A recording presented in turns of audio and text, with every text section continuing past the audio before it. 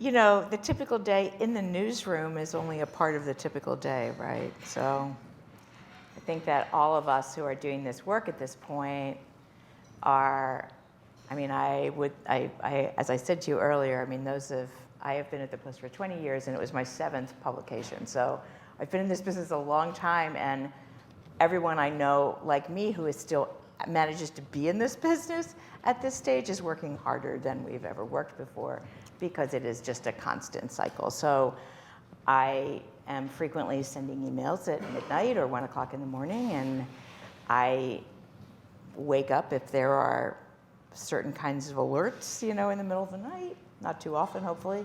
And, you know, that's there in the morning, like, I miss my BlackBerry, which makes me sound like I'm a Luddite, but the reason I really miss my BlackBerry is I can still type so damn much faster on that BlackBerry than I can, and like, I need that speed, you know, so I think it's a very fast-paced line of work, which can be both exhilarating and, of course, is exhausting.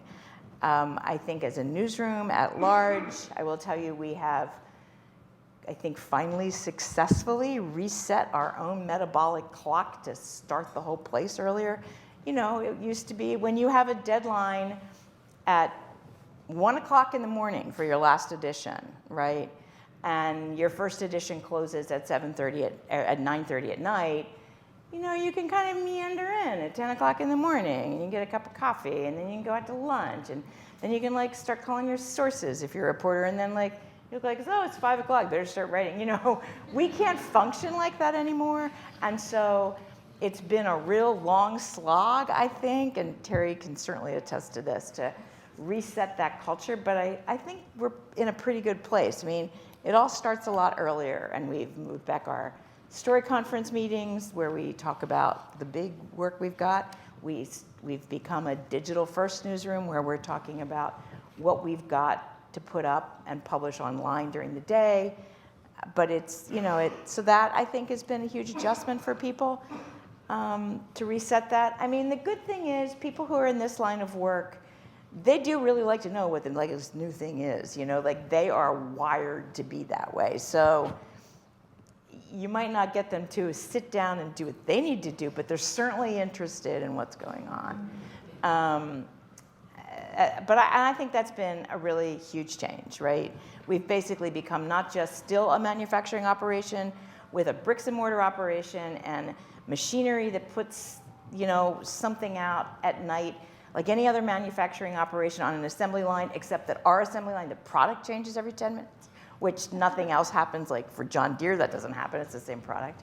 And then we put it on trucks, and then we put it in people's driveways, right? Which is remarkable. And we still do that, even though our circulation is dipping. And at the same time, we publish like 700 URLs a day of staff copy, which is ridiculous, right? So, you know, it's been quite a change in capacity. But I'm actually really proud to work at the Post, because I think we have really adapted well and maintained our quality and our capacity to deliver really significant, important, definitive journalism, and to also really reach whole new audiences and to dominate in those areas, you know, in a way we never could with just a print product, so.